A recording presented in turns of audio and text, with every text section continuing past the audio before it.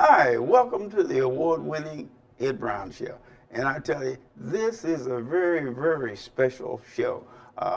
One of the former, she was the first African-American female on Maryland National Capital Park and Planning. That was Ruth Brown. She lived in Fairmount Heights. She was an outstanding commissioner for the Park and Planning Commission, and we just want to honor her too, along with bringing you information about the historical Fairmount Heights. And we have the historian here who has done a terrific job in Fairmount Heights. I mean, she's been working for years. She can just pick up a book, like you see this book here, she can just do that. She has been working.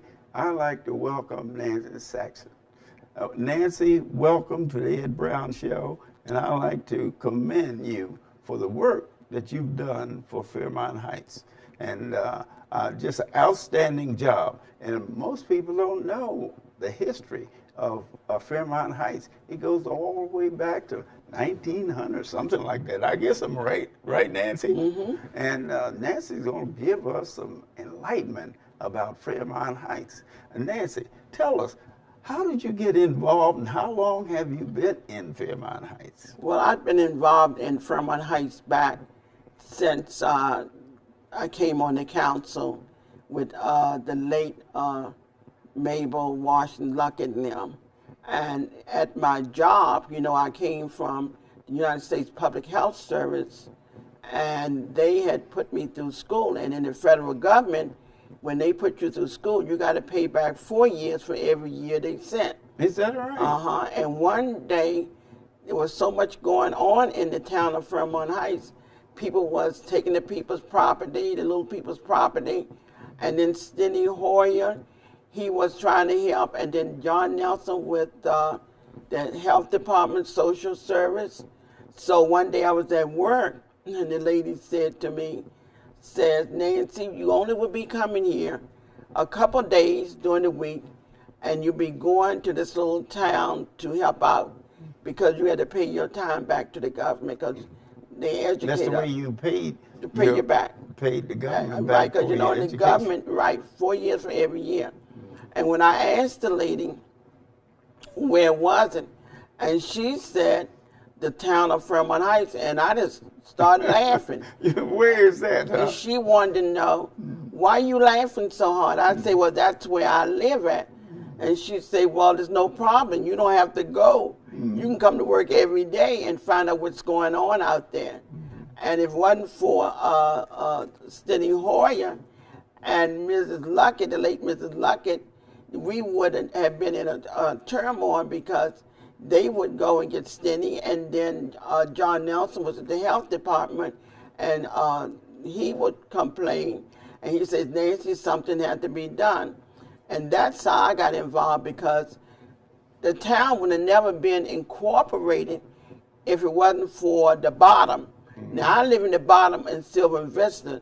Mm-hmm. That was the place where they had muddy roads with burning trash and all that, and I couldn't understand, well, why is it on the other side of Addison Road they got streets and the sidewalks, paved streets, and everything? And I said, well, what is going on? And that's why I got in as Mrs. Luckett. And then they decided to put me on, make me run for the council seat. And when I got on the council seat, there was Mrs. Brooks. She was doing the Friends of Historical Preservation. This is what this book is in remembrance of her. Because Sam Parker. It's dedicated to her. It's dedicated to her because Sam Parker, I asked Sam, because Sam used to go see her up until she passed. And I asked Sam, well, Sam, could we just put it, you know, some of the pictures in a thing? And they brought it back to me with this book right here. I just thought it was wonderful the way he had done it, Park and Planning had done it. And so I used that. So that's the book that we viewed when the show started? Right. That's the one that I have here, the historical Fairmount Heights. And to me, it has, most people don't know the history of Fairmount Heights and the fact that historical buildings having problems in Fairmount Heights. And what you're trying to do, you're trying to save some of these buildings. Preserve. And I want you to pick out from that book some of the buildings and give us a little history of it. Could you do that? Yes.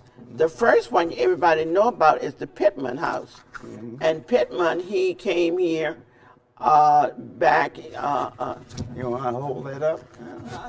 He came and he married Portia, Booker T. Washington's daughter, and they came and lived up on Eastern Avenue. She was a renowned pianist, and she used to go to the White House and take a little baby to the White House. And so he was the one who had designed the most of the houses there.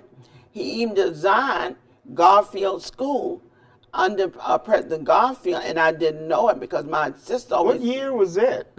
Whenever Garfield was president. Right. And I was looking through something in the last couple of years, and I think, well, Garfield School, he designed Garfield School for President Garfield's not in here. That's in D.C. on Alabama Avenue. So, but my main focus now is that so many of the historical houses in the town of Fairmount Heights is going by the wayside. People that's coming in and they just knocking them down and putting up what they want. Fairmount Heights is one of the historical. What about that Charity Hall? This is Charity Hall. Now, Charity Hall was built in 1903, and it was with the Hegleys.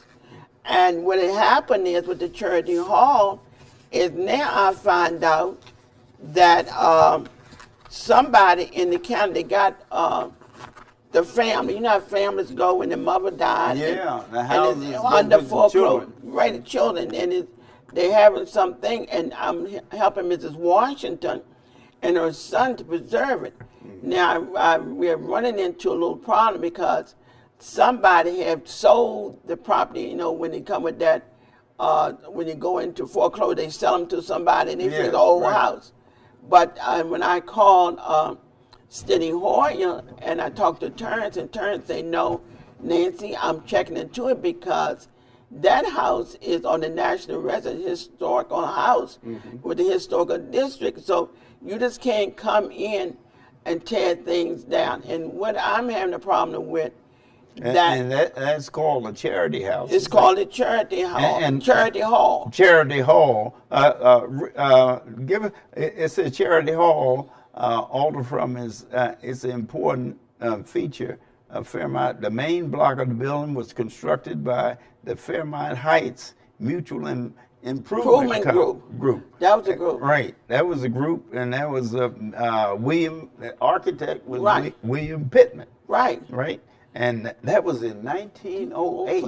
08. Yeah. And the thing about it, if you read down about it, that's where they had the first 100 kids went to that school, where the school was. And I understand the Masons was in there. Yeah. And they had a fire there. Right. And it was rebuilt in 1960. Right. So this building here represents 1960.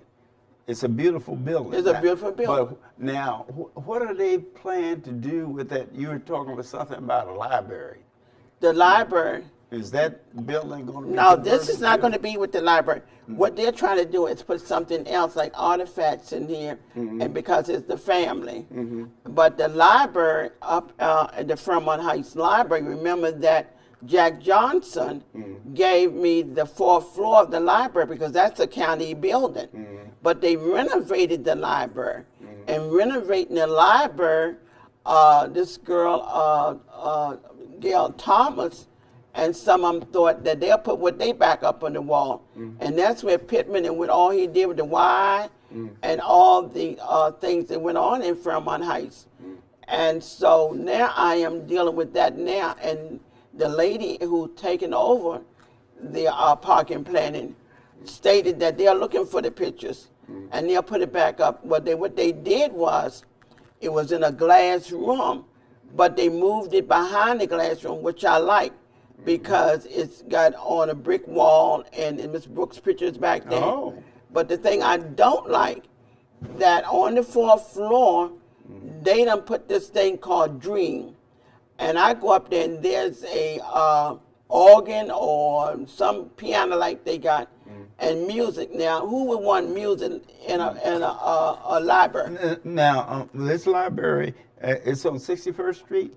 The library is on Cobb Street, right down on Addison Road and Cobb.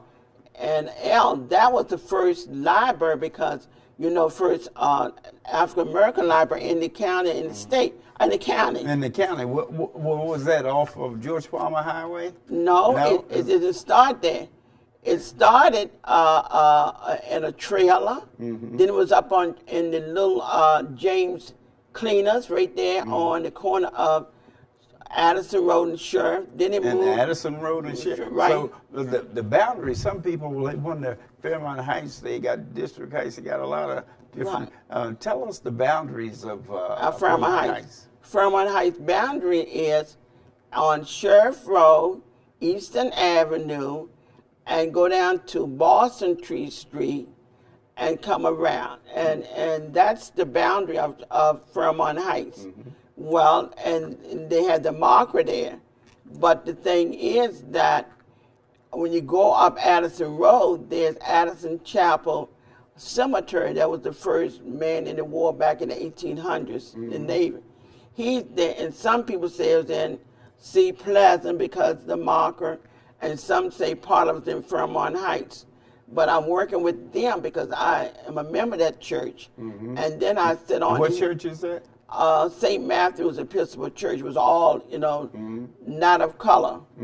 And now I sit on the Historic and Cultural Trust. And I'm trying to deal with that because they're letting it go down in the grass and all of that. I also sit on the Historic Society.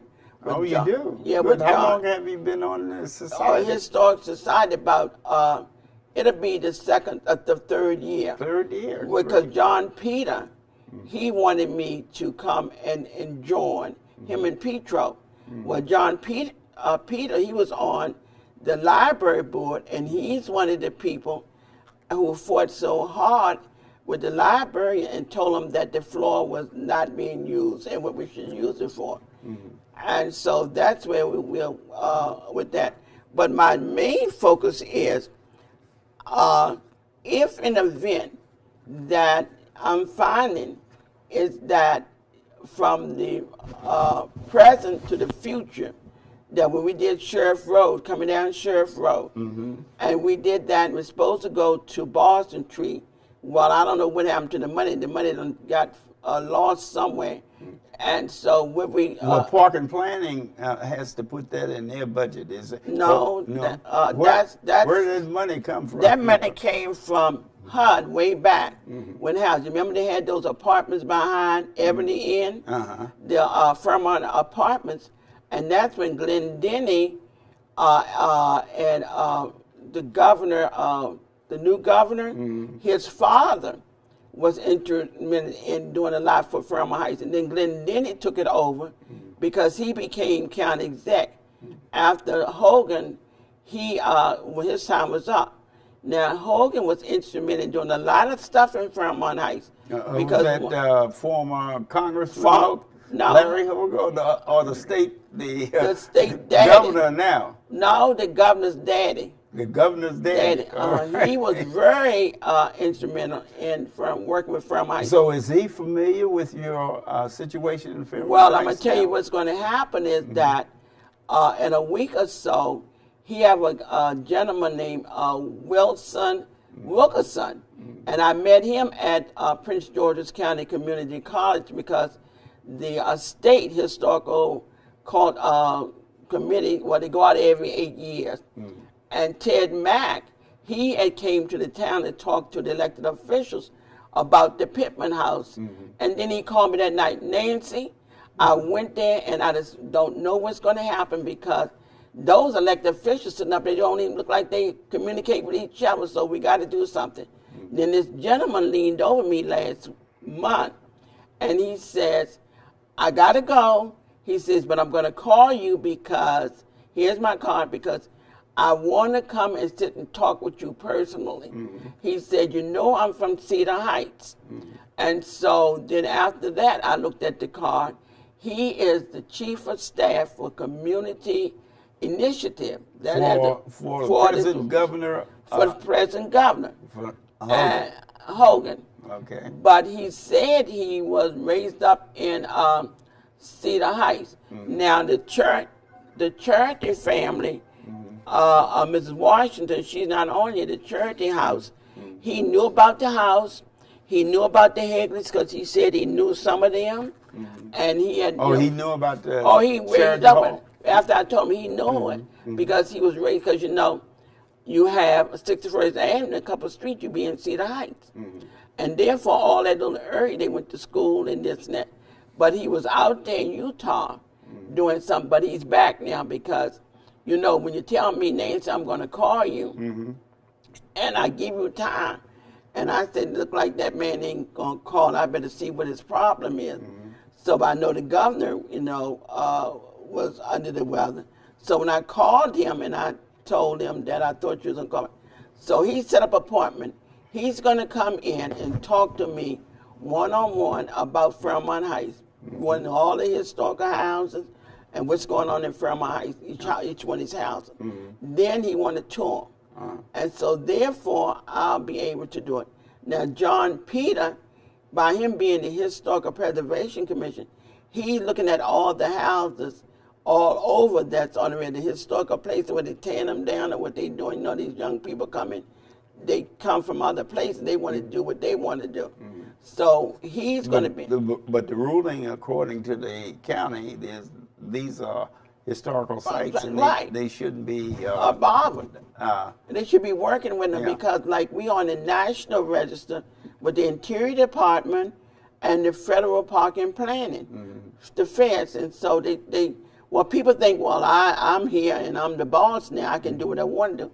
But you're not supposed to do that. Where I was trained with, EO, you ask questions and things. And so, therefore, I'm going to meet with him, and him and I are going to sit down. Then he's going to tour some of these houses. Houses, sure. And now John Peter, he's coming up now.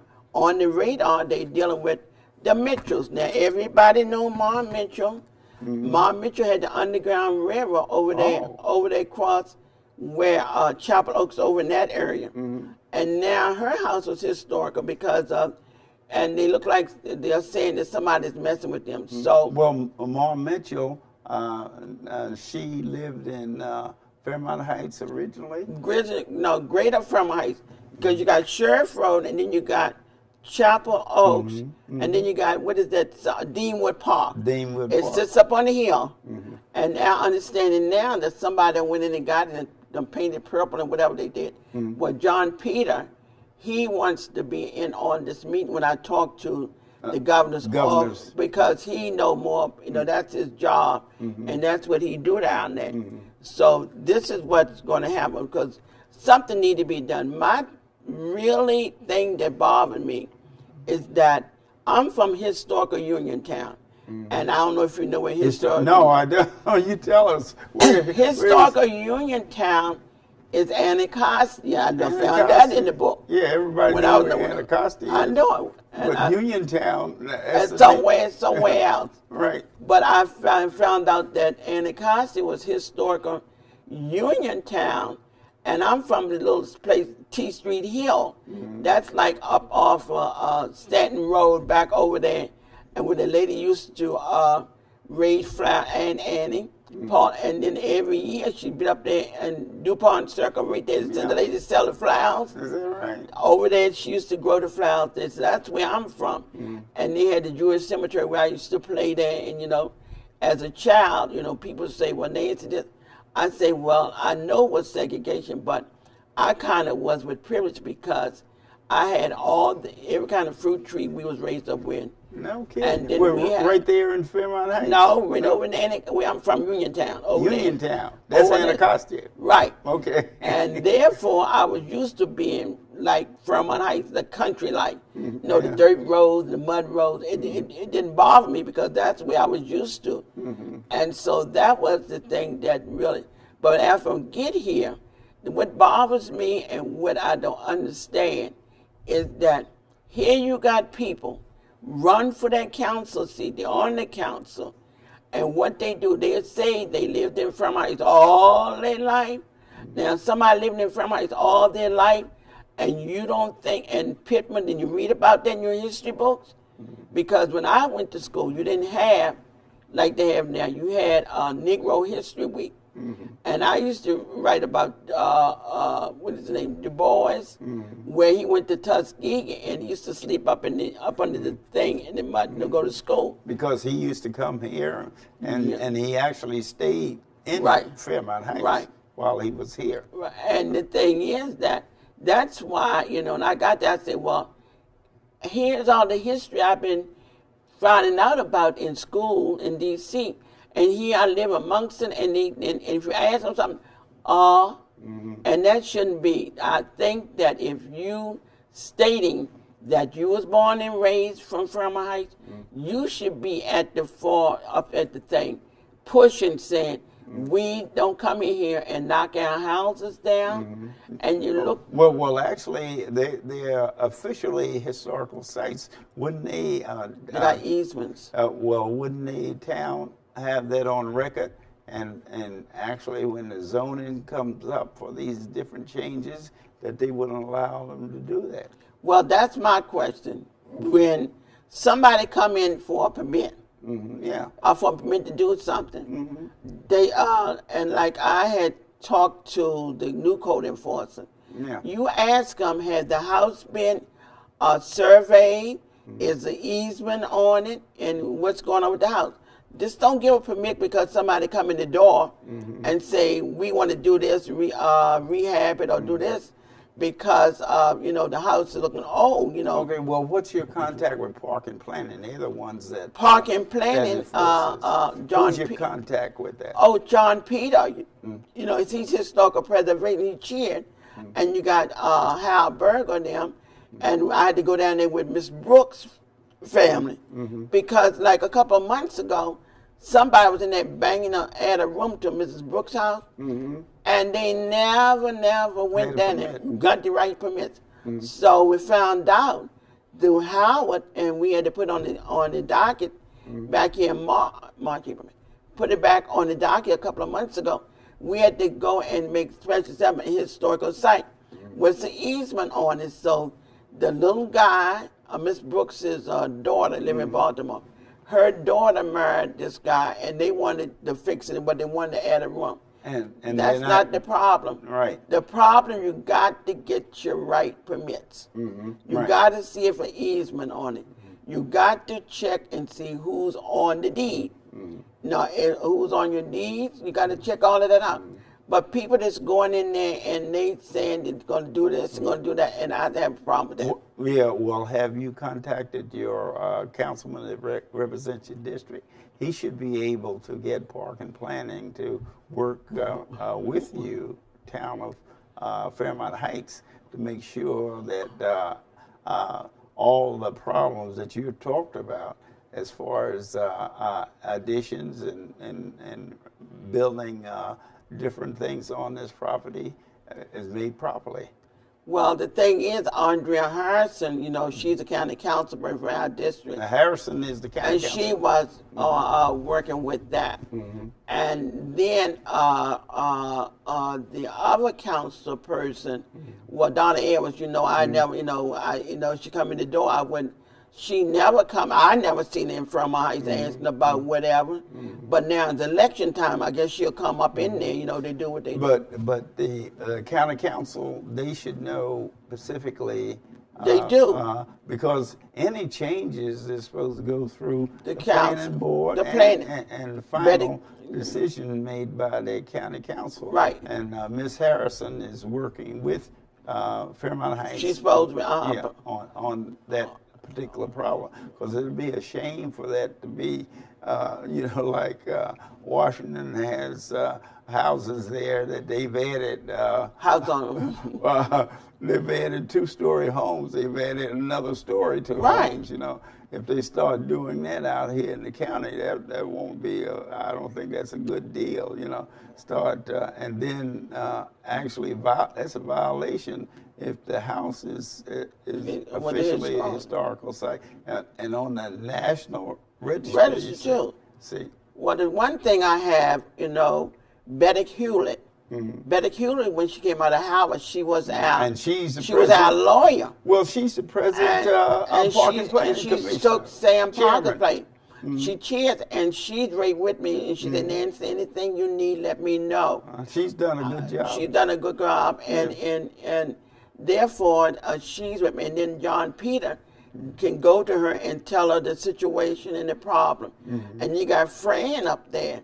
Was back with Glenn Denny, and I went and talked to her, and she said, "Nancy, just come and you ask, But my thing is, those people, they are willing to help, and they are out there holding hands.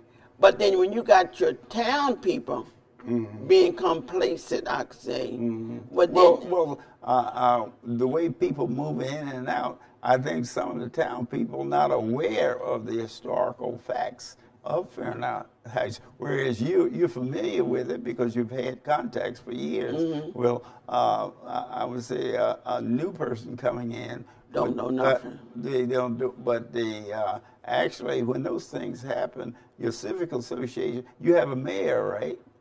We got a new mayor now. Okay. Well, actually, those things, since Fairmount Heights is one of the outstanding historical sites in Prince George County, it seemed to me that the mayor should make sure that those sites are preserved, because that's one of the problems that will happen when they start destroying it, and like you say, new people that are not aware of some people not aware of the situation.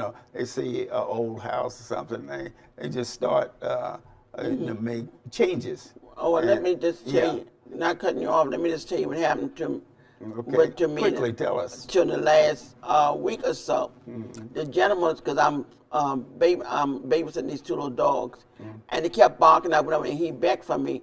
And he came and he says, "Nancy, where did these people come from? Because the girl come to my house and said she's been here all her life. And I don't know, and he's been here all his life."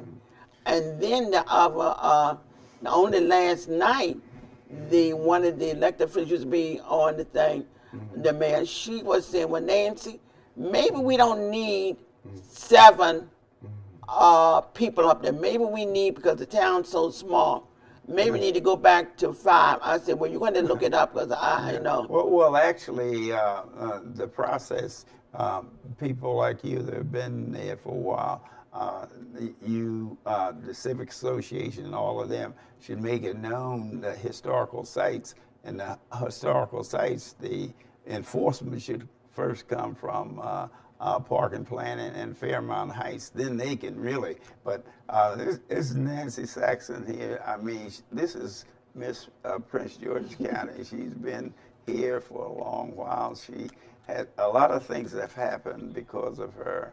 And what we want to do is, if you live in that area, or you live in a area where they have historical sites, I'll let your councilman or the Park and Planning Commissioner know about it. So Fairmount Heights, we salute you, and we salute the first African-American woman commissioner was from Fairmount Heights, and that was Ruth Brown. And what we like to do is honor her with this book that you have here on Fairmount Heights. See you next time.